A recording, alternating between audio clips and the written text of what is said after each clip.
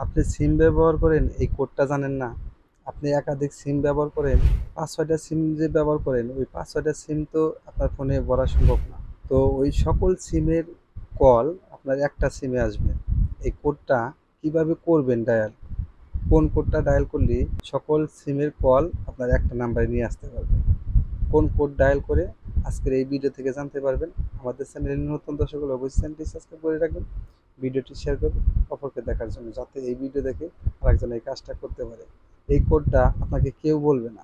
যে কাজটা করবেন, আপনি আপনার এখানে স্টার ডাবল স্টার 62 স্টার, আপনি যে নাম্বারটা অ্যাক্টিভ আছে, যে নাম্বারে কলটা নেবেন ট্রান্সফার করবেন, সেই নাম্বারটা এখানে তুলে দিবেন।